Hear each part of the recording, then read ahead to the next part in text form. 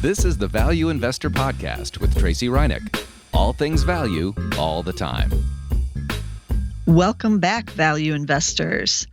With all the growth stocks soaring again here in 2024, many of you are wondering, where are the cheap stocks? Where are the buying opportunities? Are there any buying opportunities? But you know what I say, there always are. There's always some value stocks out there, even in a growth stock bull type of market, which we're clearly in as the Magnificent Seven continues to hit new highs.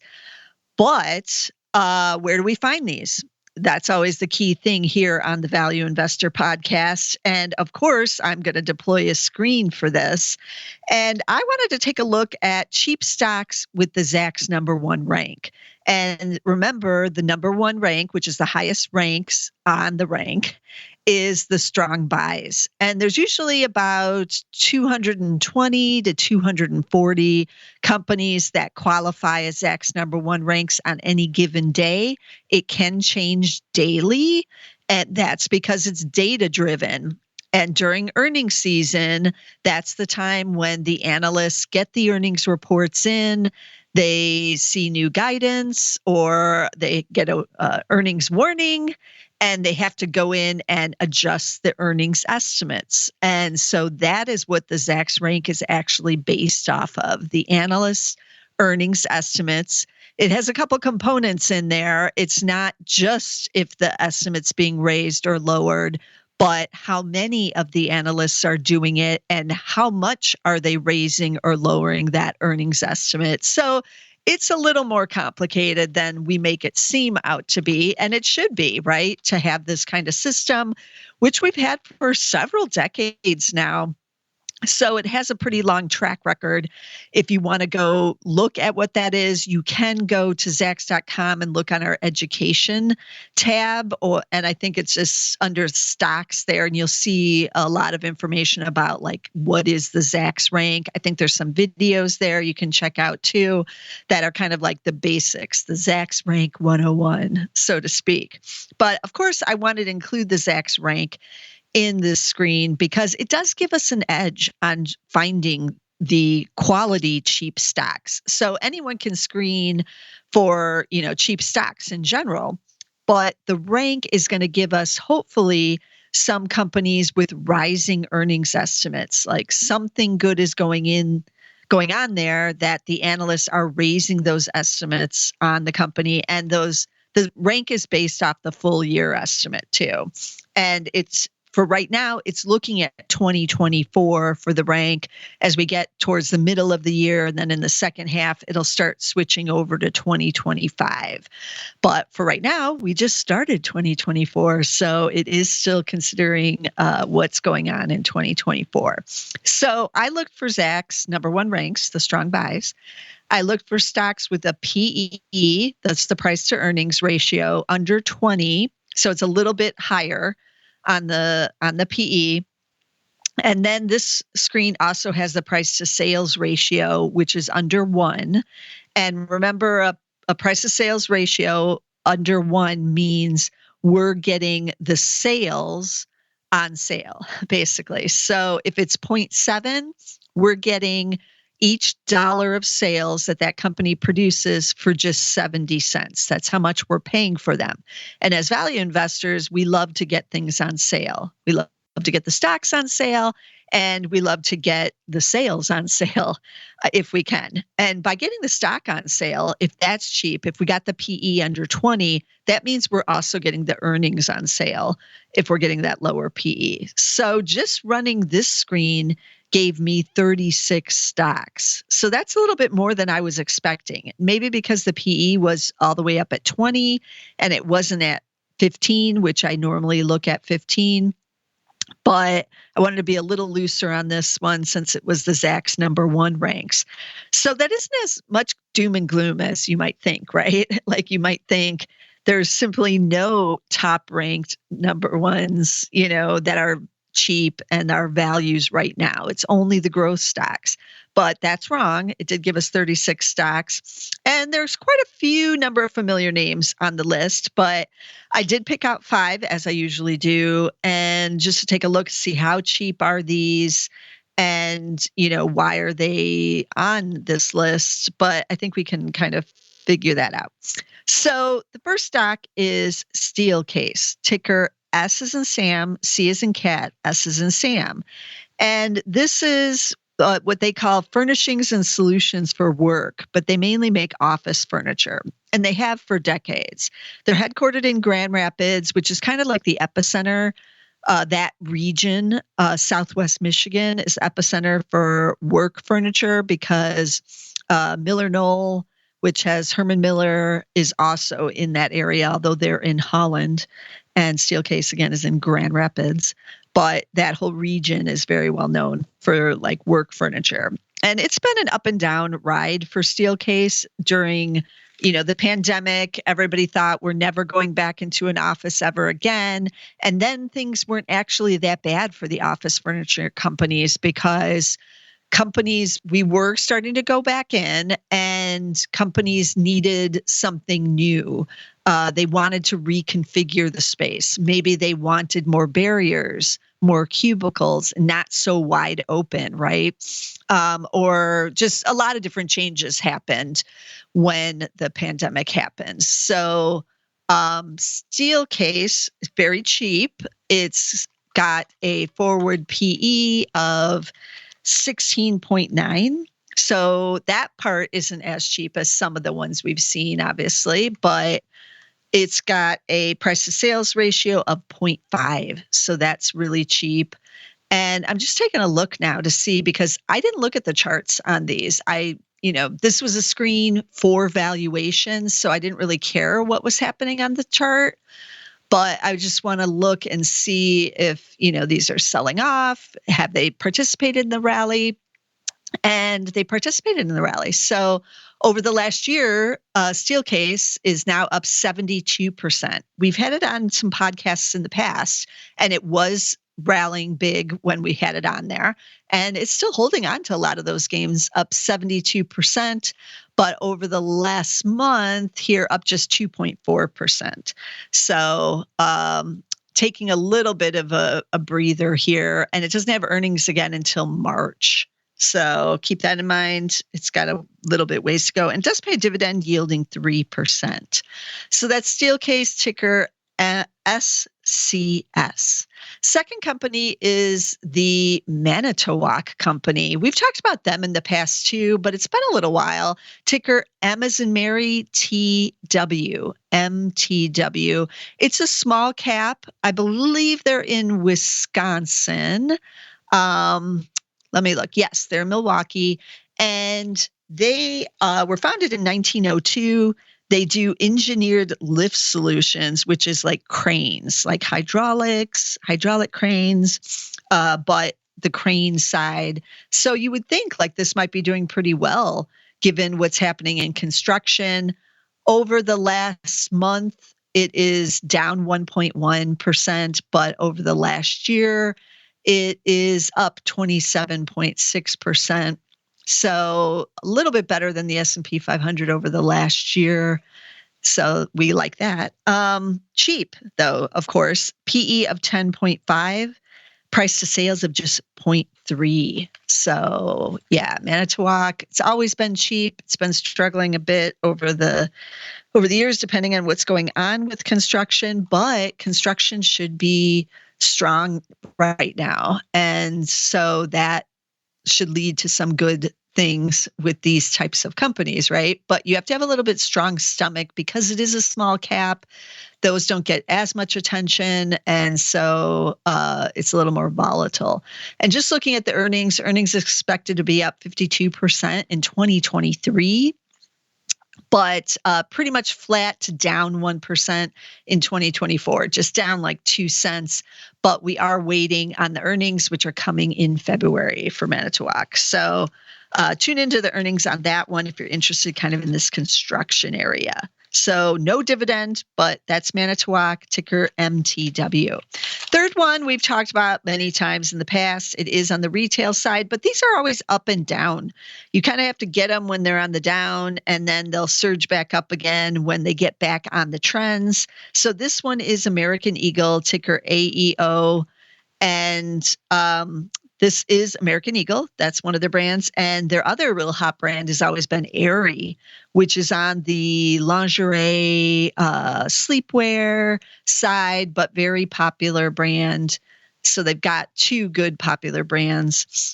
And they're in 80 countries now. I didn't realize, with all of their stores and online, of course. Now, recently they did report earnings at, kind of the end of the last earnings season when the retailers report. And so they won't report again until March, but they increased their dividend recently 25%, and it is yielding 2.5% right now.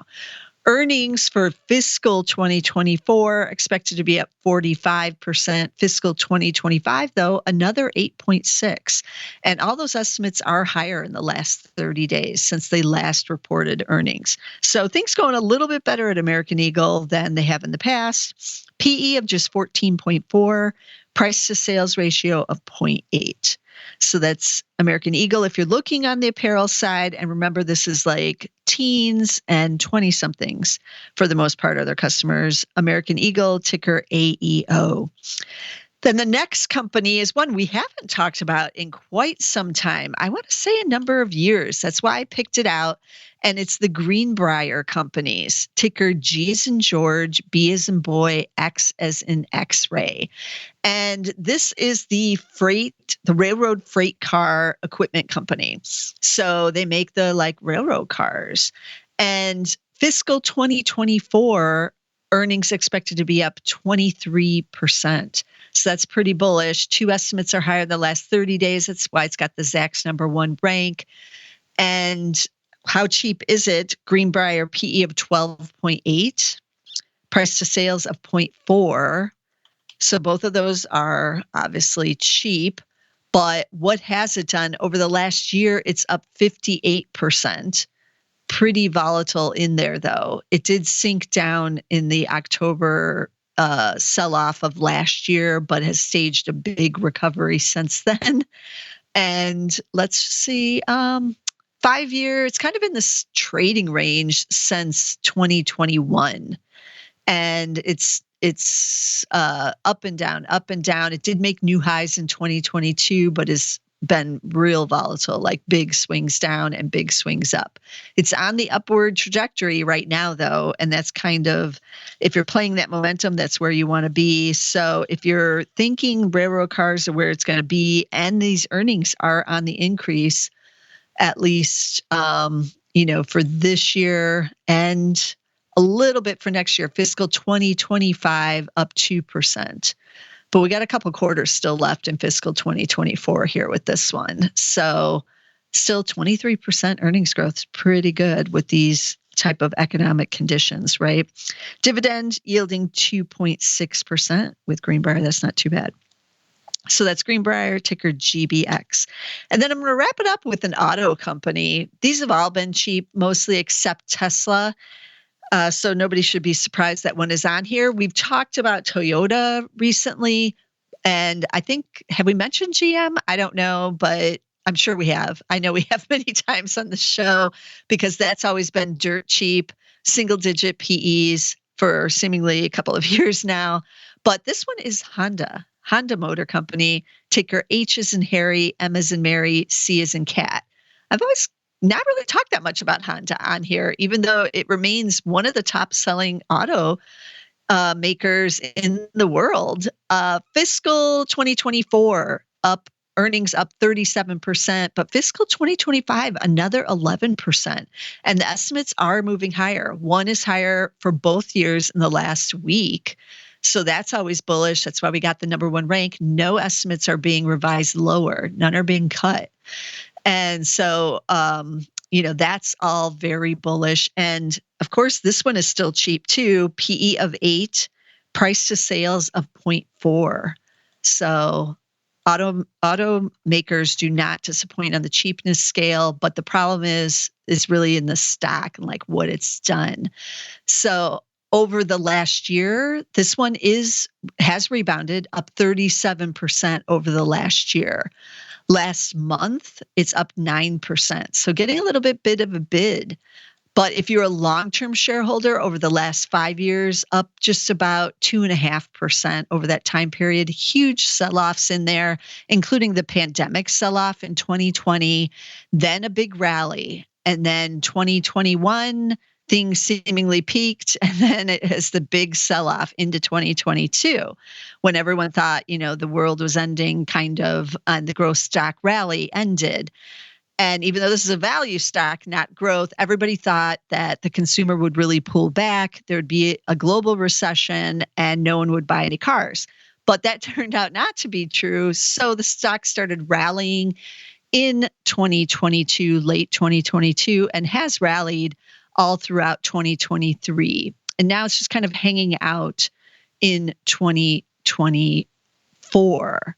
And we're waiting to see if it can bust out. It did bust out in late 2023 to new highs, pulled back in the late year sell-off again. That happened, but now is on the rallying cry again. So like I said, you have to have a super strong stomach to own these car companies, no matter who they are, even Tesla right now. Tesla hasn't really been doing what it was doing over the past couple of years.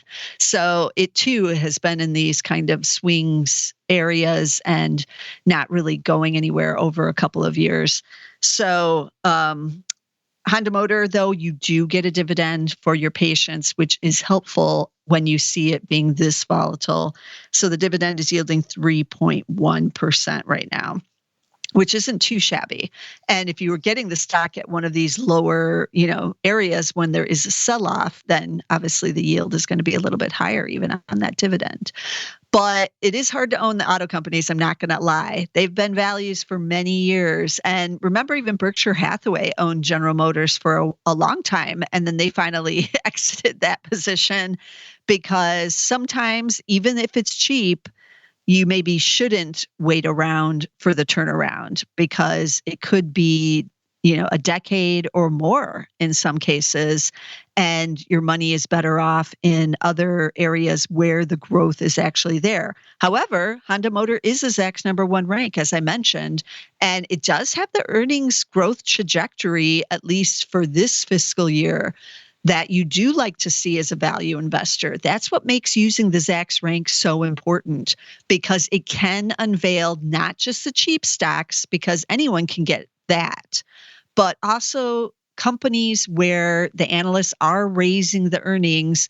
Doesn't necessarily mean earnings growth. It just means they're revising their earnings estimates higher. But hopefully it does mean earnings growth. And in this case, it definitely does, because this fiscal year, 37%, and then next year, another 11%. We'll see if that pans out. Maybe this is a true case of the auto companies, finally getting their act together. It has had this big run though. So, are we getting in too late? Who knows? But still dirt cheap. So that's what always helps us value investors. It is expected to report earnings still in February.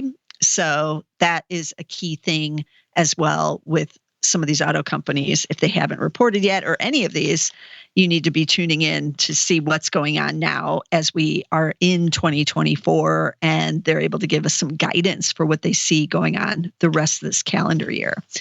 So that's the 5 stocks that I picked out of the 36. There were some others that were the usual suspects that we've seen because they've just been cheap, but they now do have the #1 rank, which is the intriguing part of this screen.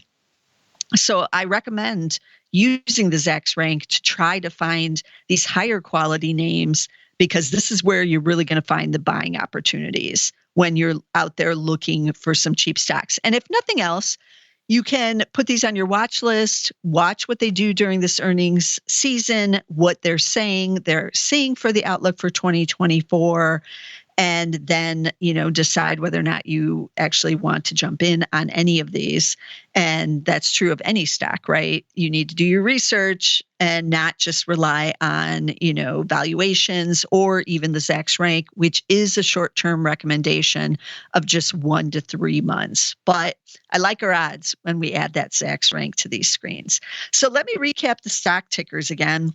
We had Steelcase, which is the work furniture company, ticker SCS. S is in Sam, C is in cat, S is in Sam. It has had a huge rally here, so just FYI, but you are getting a dividend of 3% still with that one as well, and it's still cheap. Manitowoc is the number 2, and it's ticker M as in Mary, T as in Tom, W. MTW, and that's the Cranes company. Then we had retail with American Eagle, ticker AEO. They just raised their dividend 25%, and they're cheap as well, but you got to be on the trend for any retailer right now. Then we had Greenbrier. Haven't talked about them in a long time. Railroad freight car equipment in North America and Europe, ticker G as in George, B as in boy, X, GBX. And then we finished it up with Honda Motor Company this time for our automaker, ticker H as in Harry, M as in Mary, C as in cat. And as always, I'm looking out there for the value stocks every week. And while it may seem like growth is dominating, because it is, doesn't mean you're not getting a Steelcase that's up over 70% over the last year, right? So even some value stocks seeing some nice rallies here, but they remain cheap, so that's intriguing.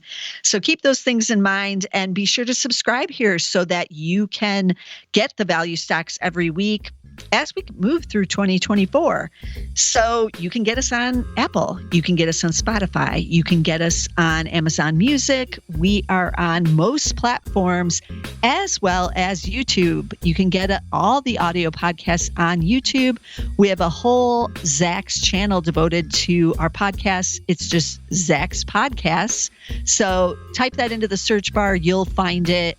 And you can subscribe there and listen to all of our podcasts, including the lovely ETF podcast with Nina Mishra. And the Market Edge is over there as well. So be sure to subscribe somewhere. And I'll see you again next week with some more value stocks.